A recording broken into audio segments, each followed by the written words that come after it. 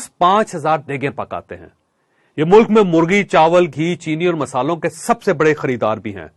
100 ट्रकों में इनके चावल आते हैं, लेकिन फिर भी मांग पूरी नहीं होती। सेवर की कामयाबी के पीछे भी अल्लाह की शेयर होल्डिंग है। ये रोजाना स्वीट होम के यतीम बच्चों को मुफ्त खाना पहुंचाते हैं।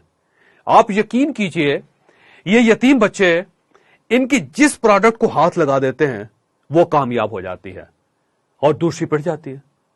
चुनांचे ये यतीम बच्चों को 14 किस्म के खाने खिलाते हैं और इनके ये 14 खाने कामयाब हैं। कराची में एक ट्रस्ट है, सिलानी ट्रस्ट। ये ट्रस्ट भूखों को रोज 70 लाख रुपए का खाना खिलाता है और ये इनके 2 दर्जन मंसूबों में से एक मंसूबा है। मौलाना बशीर फारूकी इस ट्रस्ट के रूह रवां हैं। मुझे मौलाना ने खुद बताया था कि हमारा एक भी ऐसा डोनर नहीं जिसने डोनेशन देना शुरू किया हो और फिर उसने अपने डोनेशन में इजाफा ना किया हो। क्यों? क्योंकि अल्लाह उसके कारोबार और ज़र्फ दोनों में इजाफा कर देता है और डोनर भी अपना हिस्सा बढ़ाने पर मजबूर हो जाता है। मैं लाहौर के एक बिजनेसमैन मियां एहसन को जानता हूं। ये एनएम स्टोर्स और लीड्स गारमेंट्स के मालिक हैं। ये जीन्स पैंट्स के सबसे बड़े एक्सपोर्टर भी हैं। इनकी कामयाबी के पीछे भी अल्लाह की शेयर होल्डिंग है। ये भी अल्लाह के शेयर होल्डर हैं। आप इनका ज़र्फ मुलायजा कीजिए। लाहौर में एक चैरिटी अस्पताल बनना था। मियां एहसन और कशी दवाखाने के मालिक आफ्ताब कशी दोनों ने अस्पताल के लिए 1-1 अरब रुपए दे दिए। एक दिन में 2 अरब रुपए इकट्ठे हो गए। अल्लाह के ये 2 अरब रुपए इन लोगों की कामयाबी की वाहिद गारंटी है। कराची में इंडस अस्पताल है कि दुनिया का वाहिद अस्पताल है जिसमें कोई कैश काउंटर नहीं। सरदर्द से लेकर कैंसर तक हर शख्स का मुफ्त इलाज होता है। अस्पताल का खर्च 12 अरब रुपए सालाना है। ये 12 अरब रुपए लोग देते हैं।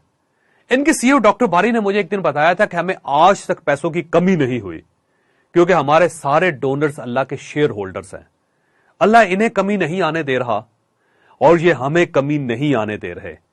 आप इमरान खान की भी मिसाल ले लीजिए। इमरान खान जब तक सिर्फ खिलाड़ी थे, सिर्फ क्रिकेटर थे, तो ये 2000 खिलाड़ियों में से एक खिलाड़ी थे।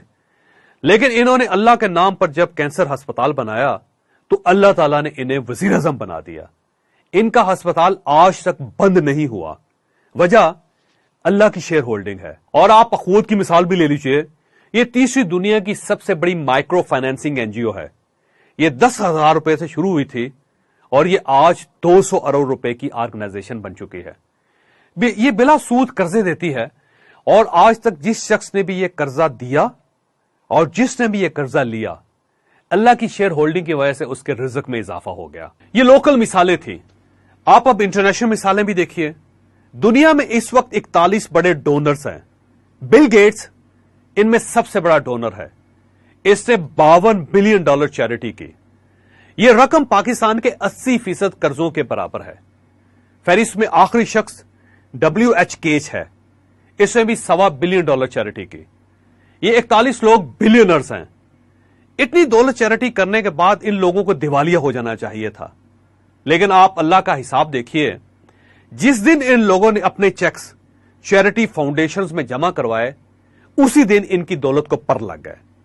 बिल गेट्स 2007 तक 1 सेकंड में $30 कमाता था। यह आज $130 फी सेकंड कमा रहा है। यह रकम 1 मिनट में $7,800 बनती है।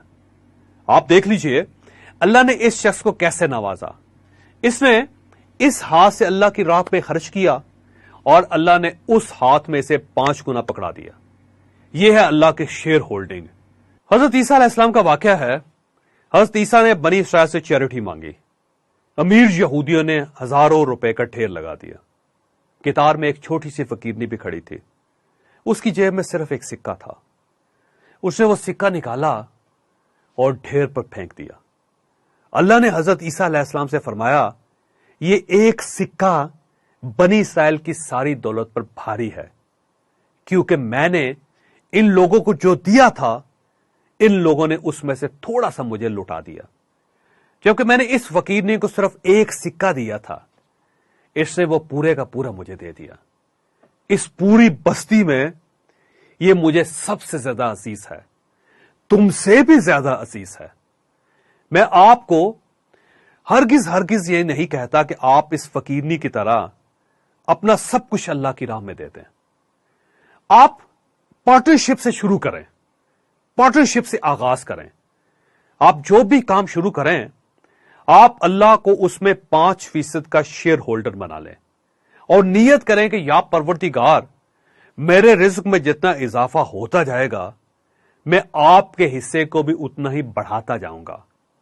آپ اس کے بعد کمال دیکھیے، اگر آپ کا بزنس کامیاب نہ ہوا، اگر آپ کے منافع میں اضافہ نہ ہوا تو آپ اپنا نقصان مجھ سے آ کر لے لیجئے گا.